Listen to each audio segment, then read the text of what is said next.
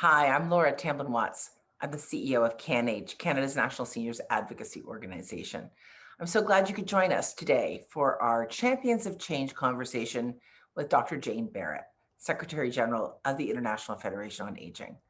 We will speak about her small town experiences growing up outside of Perth, Australia, to her landing on the frigid shores of Montreal in the middle of winter about 18 years ago, to her rise at the United Nations and the World Health Organization in her current position as Secretary General of the IFA. Make sure to join for other great webinars at CanAge.ca/webinars. Follow us on social media.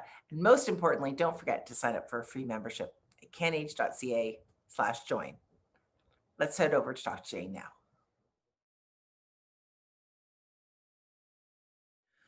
Welcome to CanAge Conversations, Champions of Change. I'm so pleased to be able to have you join us in this intimate conversation with my dear friend and aging hero, Jane Barratt. And Jane and I are going to spend a little bit of time transversing her pathways and her travels in aging and her personal travels around the globe as well. We're so pleased that you're able to come and spend a little bit of time with us today. So let's get right to it. Jane, it's great to have you. Good to have you. So let's start at the beginning. For folks listening, you can hear a little bit of an accent in there. Tell me, where were you born and where did you grow up? Yeah, look, it's great to be with you today, Laura. I come from a suburb called Carlisle in Perth, Western Australia. So I'm a long way from home. I'm one of 5 children. You know, came from a working class family. Mum's job was to raise the children, and Dad was in the same job for about 48 years. So I landed in Canada, particularly in Montreal, about 18 years ago to do the job of Secretary General. So Perth isn't just a long way, it's a long way from everything, isn't it? Perth, I believe, is the most isolated city in the world, and Western Australia, who are currently still locked down from the coronavirus, has about 3 million people. So I really came from a world, you know, Australians are very laid back, you know, pretty easy life. Lived 15 minutes from the ocean, and I landed in the heart of winter in February in Montreal. And at that time, I'd only been married, you know, about 12 months, and my husband hadn't seen snow. So it was minus 27, going for an interview, and in the heart of Quebec. Yeah, okay. And you decided to take the job anyway? I did, because I've always been a bit of an adventurer. So it was like, oh, we'll do this for a couple of years and go home. And here we are. And, you know, every day I learn more and more about who I am and the job that I'm doing and what we need to be doing. So it's been a great adventure that I don't regret in any shape or form. Well, let's dig into that a little bit from your adventure. Let's start with your schooling adventure. So you're in Perth, you have a number of children, working class family. Is school a way out for you? How does school resonate with you? What are you thinking as your pathway? Do you know, school is just a happy time. You know, we lived on a block of land where we had lots of bush. So we spent all of our time climbing trees. My brother used to, you know, light fires in the backyard, much to my mother's chagrin. You know, I'm the second of 5, so sister, brother. And my brother Paul was born with a congenital heart defect called Eisenmenger syndrome. And so Paul and I were great mates. And I was the one that when he lost his pills, I would buy the ice cream and forget about the pills. So primary school, high school was just a happy time. And we were a very happy family. You know, even though Paul had this heart condition, Mum and Dad treated him just like everyone else, and he got beltings like we did. I want to put a pin in that because I want to come back to sort of what led you into the space on aging, thoughts about aging as well. But let me tether a little bit more to your academic path. Okay, so you finished high school, you're still in Perth. Where's your next jump to, and where do you end? Yeah, I'm a dental therapist by trade. You Really? know, I trained as a dental therapist, which is just a bit like a children's dentist.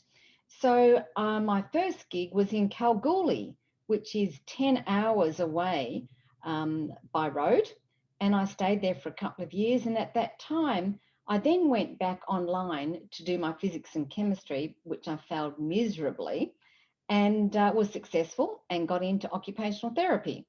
So I'm in occupational therapy, working in the area of neurology, and I decided to go to the United Kingdom. And I work in the UK, but I also do my master's in sociology. And I studied, it was fascinating. I studied the relationship with a mother and her baby, mother having rheumatoid arthritis. So it was a terrific way of, engaging with people, at their most critical time in their life, just giving birth to baby, and, the understanding of the rheumatological symptoms, that come back very aggressively after giving birth. So I was there in the United Kingdom for several years, and then back in Australia to take a lecturing position in occupational therapy, and then back into academia, doing my PhD. There was a whole path for you that you could have stayed in academia. You made Mm, a decision not to. Why? mm. I'm a disappointed academic. And I think one of the turning points for me was when one of my superiors said to me when I was in the corridor, "There'll be no laughing here in this academic institution." And I immediately thought to myself, this is not the job for me.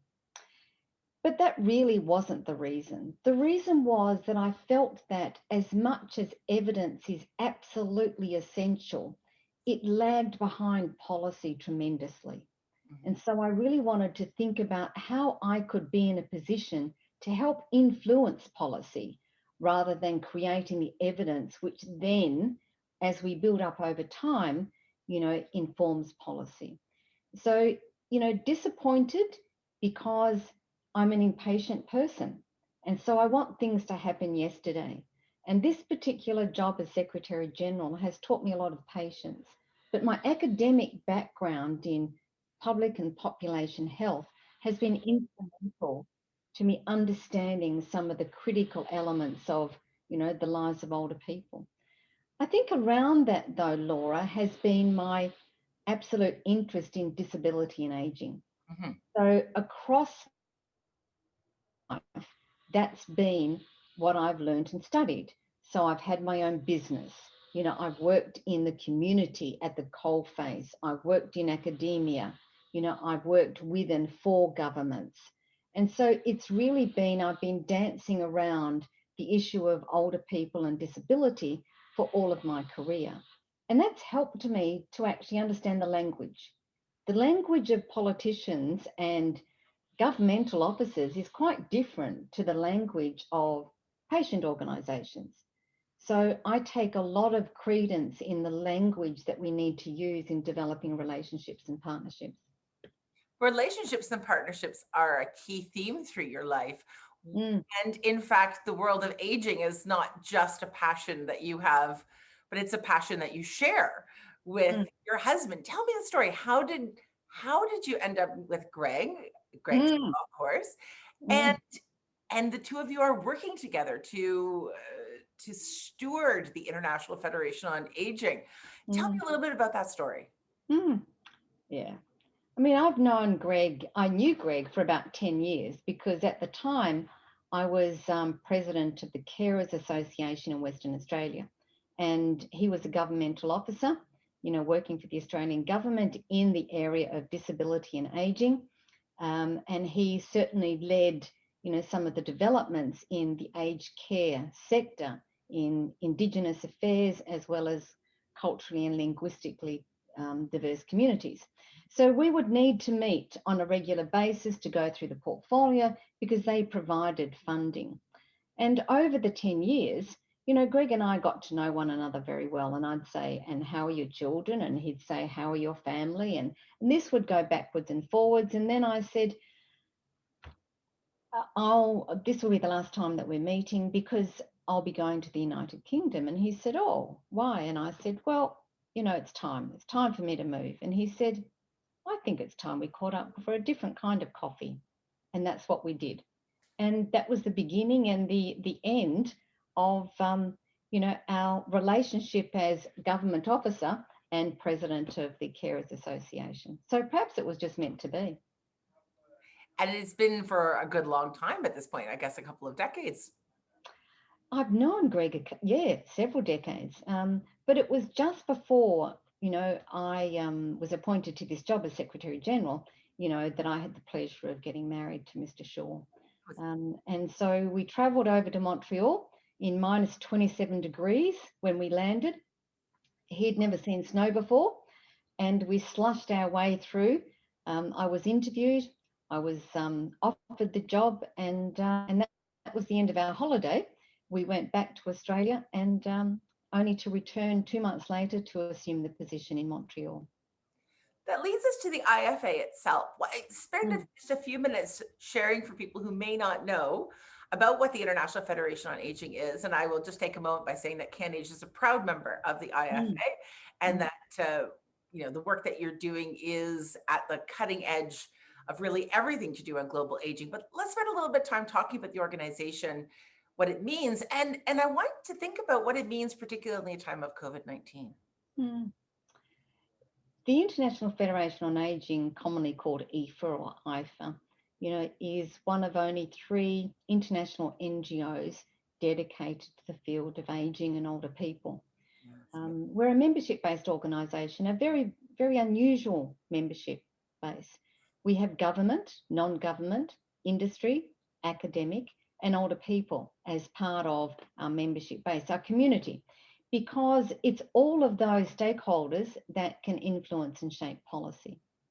Policy doesn't come without concentrated and common efforts towards an end goal. And so, our membership base is across the world. I think it's probably about 81, 82 countries. And if we cobbled together all of those members, it's likely that we would represent over 75 million people. But I think it's important that we talk about this membership because we're not like a CARP or an AARP. We are almost a global point of connection of experts and expertise to influence and shape policy. The IFA represents more than 80 countries around the world. It's got representation from government, which is unusual that governments are a member of the IFA, non-governmental organizations, you've got private sector, and you've got individual older people. It's an unusual membership base. Tell me a little bit more about it and why did you choose that structure? It's a very unusual membership base. And it's because we need all of those stakeholders at the table. We need industry at the table. They bring a different kind of intelligence to this conversation. We are really needing to partner with government because we're asking government to change policy. Older people, academic, we need evidence to drive policy. Civil society, they need to be at the table because they are the voices of older people. So it's each of those stakeholders that brings a unique intelligence to the table. And that's optimally how we drive policy. Our vision at the IFA is a world of healthy older people whose rights are both protected and respected. So our work is underpinned through a rights-based framework, which is so important when we come to what we're living in now, and that is the coronavirus pandemic. No one in their right mind would have thought this time last year that in the United States today, there are coming up to 280,000 people who have died. Nobody would have ever thought that 8 out of 10 people who have died in Canada are older people in long-term care facilities. We could never envisage the power of this pandemic, but we could never ever envisage the power that it's going to take to actually combat this virus and unite towards a common agenda. And that's why conversations with you and CanAge are so critically important, because we need to understand how to work so closely together towards a common agenda that changes action. When I think of the IFA, I think of it as a convener in many ways, but not in a passive way. Sometimes we think of a convener as just a place or a space or an organization that brings people together. But your career, from its earliest moments, and perhaps informed also by your family and with your brother, your career is about, driving forward and making positive change. Every time that we're together, and I guess we spent about 2 decades together nearly at this point, I know always that you will say, that's great. Now we understand the issue. How are we going to make it better? How are we going to make change? How? Do you ever get tired? No, absolutely not. No, never tired, because my purpose is to serve. My purpose is not to have a job as Secretary General at the IFA. My purpose is to serve. And the organisation that I run, we serve the needs, the aspirations, the resilience, the courage of older people. That's our job. Our job is to showcase the good, the bad, and the terrible. But our job is also to facilitate change, with compromise, to reaching across the aisle. IFA doesn't work alone because there is no value. Our job is to make the connections. It's to make the connections between, those that have hearing loss and those that have vision loss and those that, are out of employment. So we have a job in serving to make the connections, to create the narrative that makes sense to policymakers. We're asking policymakers to do a big job. They are not experts in ageing, but we're asking them to change policy without a narrative, without the business case, without the social case, without the economic case. We have a big job, CSOs. It's our job to interpret the evidence and create the narrative that makes sense to industry, to academia, to older people, to government. So we have a big job to do. No, I never get tired. No. I remember back at one of the fabulous IFA conferences, I think it was the one in Prague, where you and I had a conversation about aging, not just as a form of discrimination, which we commonly are thinking about it when we think about it. You and I think about it a lot, but not everybody does. But as a social justice and human rights issue. And this has been fundamental to your thinking and fundamental to how you are working at the international level. For folks watching, I wanted to flag that you've worked, in and within the United Nations, in and within the World Health Organization, and also as a convener in terms of bringing the issue of aging into the frame of human rights and social justice. Was there a moment in time where that became clear to you that aging was a social justice or a humanitarian issue, or has it always been baked in? Where did that thinking come from for you? It came from my brother, clearly came from my brother. Paul died when he was 52. He was the first person in Western Australia to have a heart double lung transplant. And the way that came about was he was coming towards the last days of his life. And he said to his physicians, well, why can't you do the heart double lung transplant? And they said, we've never done one. Well, has that stopped you before? Anyway, long story short, he was the first person. And it's that drive and commitment for change, not for yourself, but for others, that's most important. And so I've lived with that all of my life, that nothing is impossible. We just don't know the way to get to the solution. And I think, we have to use that kind of mentality in the environment in which we're living. The rights of older people are human rights. The rights of my brother Paul was a human right. The right to have the conversation with the physicians about heart and double lung transplants. All of our work, I think about prevention, access, equity all the time. So, an older person, what do they need to know about hearing loss to be able to then have access to screening. So if we look at it in those three pillars, then the issues, but also the opportunities, to be older and to be healthy, make complete sense. You mentioned the United Nations and the World Health Organization, and I think it's a really interesting conversation, because before I came to the IFA, and for many years, I couldn't quite understand, the power, the complexity, and the leadership of the WHO and the United Nations. And then I realised that these very important institutions are made up of people like you and I. That's what they're made up of. They're made up of human beings that have frailties, vulnerabilities, courage, determination, stickability, just like you and I. And so IFA working in these institutions, because we have formal working relationships with the WHO and general consultative status at the United Nations, I go in there, we go in there and develop relationships, partnerships, and open the opportunity up to actually build bridges across the departments and units within WHO to help them make sense of the narrative around the needs and opportunities of older people.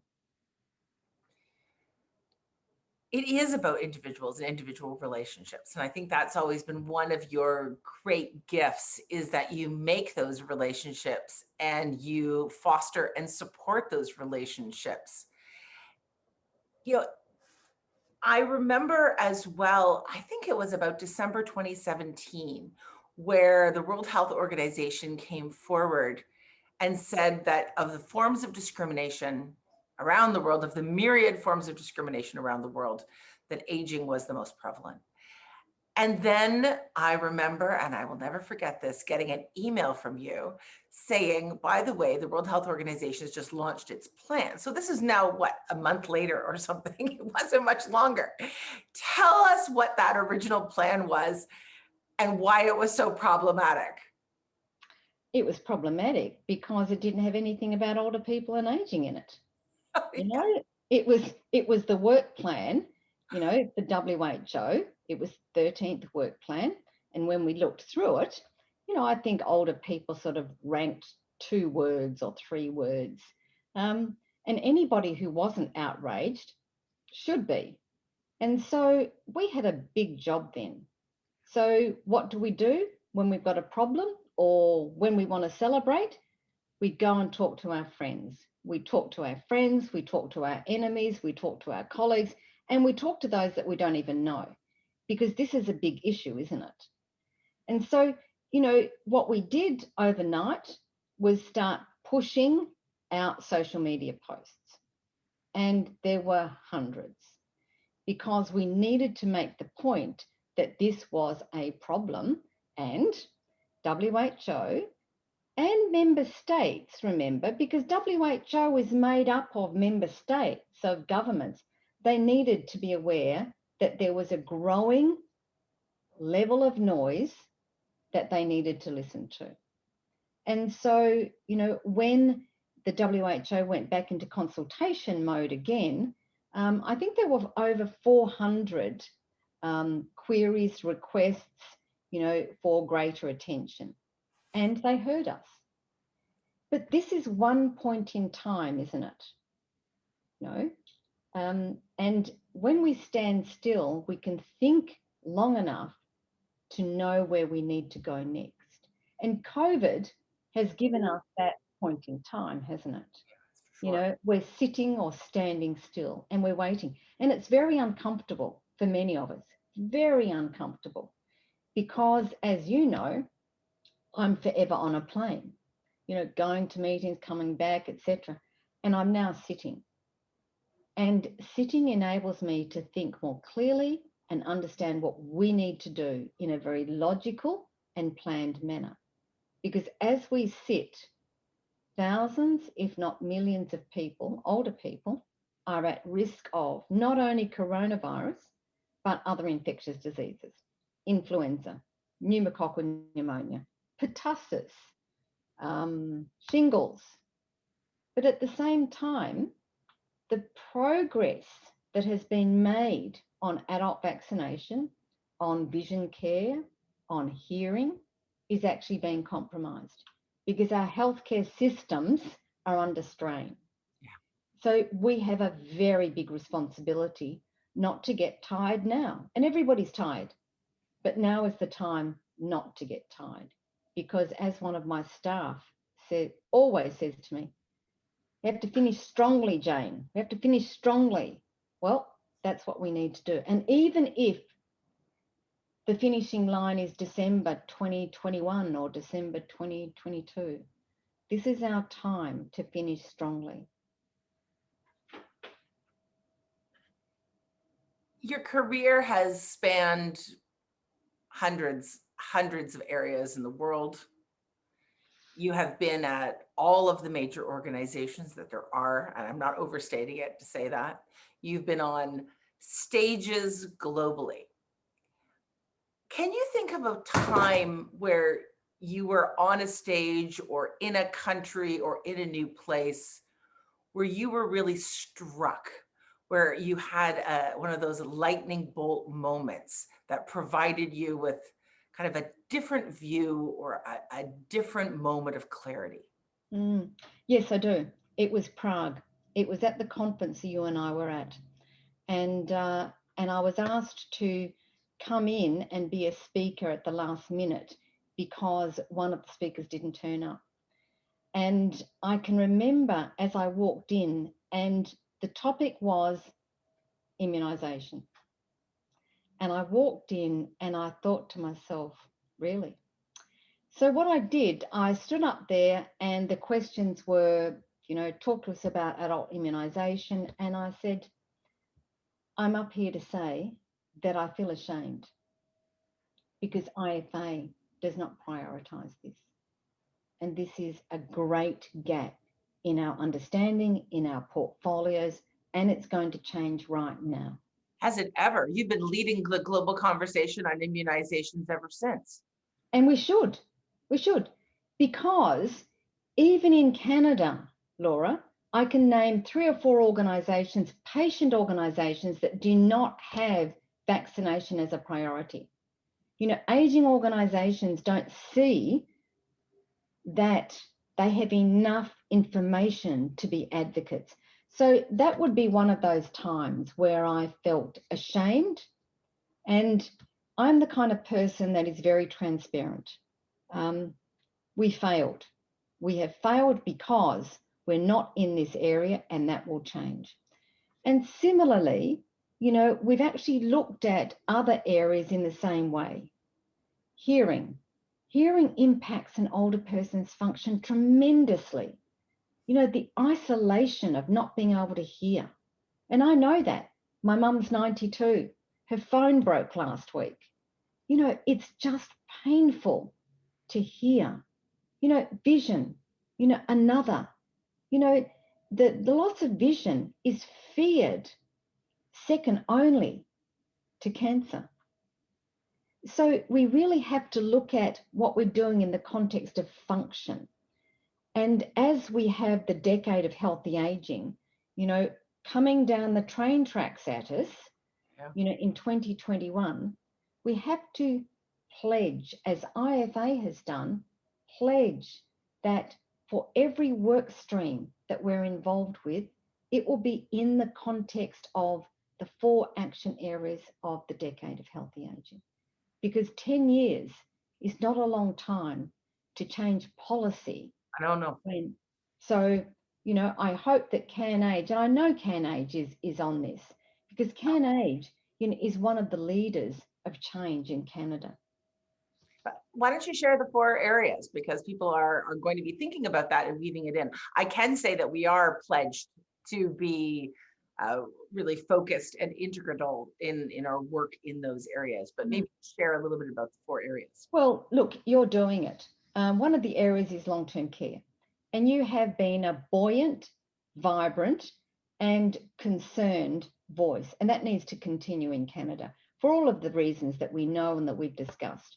But we have a shameful situation in Canada that's been here for decades, And don't tell me it hasn't been here before COVID, because it has. So that's one. Long-term care. Primary integrated care. How do we ensure that an older person does not get stuck in the primary healthcare system? So integration of the various elements of primary care are going to be critical. Absolutely. The third area, and usually this is my first one, is how we think, feel, and act around age and aging. Prejudice, stereotyping, age discrimination. So ageism is one of the 4 key action areas. And age-friendly cities and communities. I see age-friendly cities and communities as a really important umbrella that I can then put within that umbrella narrative around adult vaccination, around hearing, around vision, around oral health, around food security. So I see these 4 action areas are critical for our future work. Because if we had 1 million civil society organisations around the world talking about the decade, do you think that would change policy? Yes, it would. Yes, it would. Before I let you go, I want to delve a little bit more into the personal, if I may. Mm. Tell me a little bit. You're so public because you're part of your job is to be on stage and on camera and driving change. But what's something that you do in your personal life that people may not know about you? Mm. Mm. I'm an introvert. Really? Oh, Yes. wow. Yes. Okay. Self-care Yes. must be an important part of what you do then. Look, I'm an introvert. Look, give me a hotel room and let me close the door and I'm happy. And I show another part of me because that's what I need to do to build relationships and connections. So I'm naturally an introvert. I'm very, very shy. I'm a very shy person. So every day it's a bit of a struggle being on these Zoom calls, Laura. Look, I love riding my motorbike. I love walking.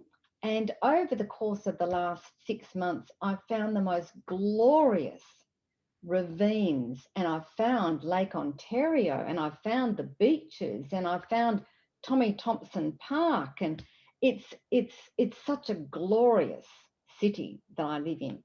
So I love walking. I also love listening to podcasts.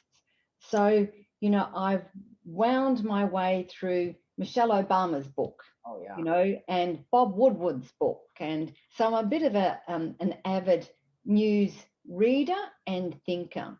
And I have to say, I sneak the Netflix occasionally. But there's some of the things, but what you see is what you get with me. I'm no different if you see me in the supermarket as you see me here, but I'm a naturally shy person. I think, every new year, I don't make resolutions. I pick words. I pick words, that I'm going to focus on, for the following year. And so my words for this year were grace and kindness. So I try to be gracious and kind, when I'm awake. And I fail. As I say to my staff, I fail every day, but I try. So that's something of who I want to be and who I am some days. Well, I think that you are grace and kindness in action. And if I was going to summarize the idea that you're putting out there in the world, for me, it's that effort matters Mm, and showing up matters and trying matters, mm, and that it doesn't have to be perfect. But if you bring good intention and good people together, you'll get a better outcome, if not a mm, perfect outcome, but a better outcome. mm, One of the last things I want to just wind up with before I let you go is capacity building. You and I mm, have spoken a lot about the fact that we need more people interested in mm. aging. We just do. We just need more people. Yeah. You started in a rural community. You wended your way through oral hygiene, which I confess I did not know, into occupational therapy, into academia and sociology, into back into sort of quasi-academe as well, and then into a variety of, global leadership roles. Mm. You've touched people all along the way. And I know for a fact that you've mentored people all along the way, that there are an entire generation out there who are in the field of aging because of you. Could you just speak a little bit about why we need to build capacity in the field of aging, and what does that mean for you in terms of mentorship? Mm. The current and future generations of older people depend on you and me. They depend on that person, in Sobeys. They depend on that person at the desk, in an apartment block. They depend on. I think what we have trouble doing is explaining the excitement of being in this field. And so I've just stopped doing that because, for someone in their 20s or 30s, it's not exciting talking about older people, but what is exciting is the thought that you can actually influence something or someone, and also you can build relationships. Because if you look at what's happening in the world, you look at Facebook and Instagram and TikTok and Flickr and you name it, it's all about relationships. It's all about being authentic. It's all about trusting. And so in this environment today, I don't talk to my staff about how brilliant it is that you're in this field of aging. I talk about engagement, relationships, building connections. I talk about content and what they can achieve. And then I say, well, now you've got the skills or the concepts. Now we've got this subject area called older people, and make it your own. So I think sometimes we go about it the wrong way. I am using the platform of the Secretary General and all of those connecting tools to talk about some issues that are important to the world, and that is older people. Because I'm one of them, you will be one of them sometime. And so it's not about talking about the subject area, it's about tangentially explaining how you can change, policy and actions. So and also I've got this theory about the 1%er. What's the one thing you're going to change today? And the one thing you're going to change tomorrow? And the one thing, because there is a whole body of science around 1%. So that's what I do every day, the 1%. And grace and kindness. So tell And people, how can they get involved? They're inspired, they want to know more about the IFA. How do they become a member? How do they become involved or follow? drop me a line. I really believe that direct contact makes the world go round. Don't hesitate. Drop me a line. My numbers and emails are everywhere on the internet, plus on the IFA website. You can become a member. You can join our town halls every Friday. You can dip in and dip out. There's nothing mandatory about it. But what you get to do is you get to meet these amazing people all over the world. And they're my family. The more relationships that you have, the more family you have around the world.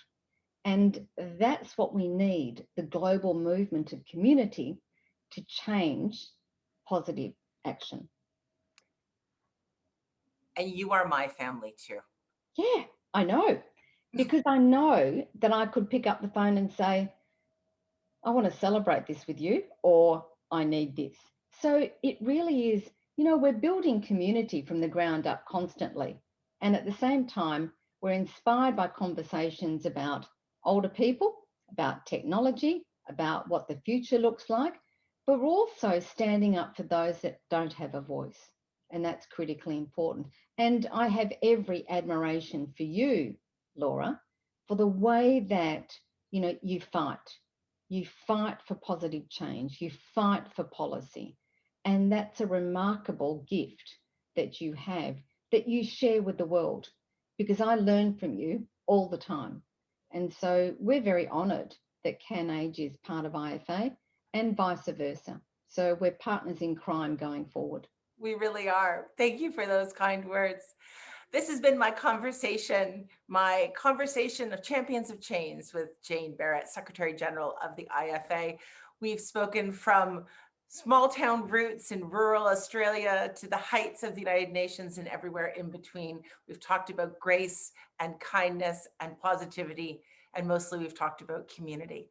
Thanks very much for joining us. We look forward to having you join us for our next Champions of Change conversation.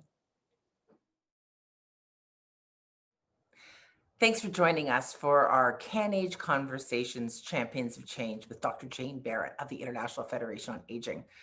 Make sure to join CanAge for free at CanAge.ca/join, and also follow us on social media for other great content. Tips and tools can be found at CanAge.ca/resources, and make sure that you check out all of our great webinars at CanAge.ca/webinars. Thanks very much for joining us today. We'll see you next time.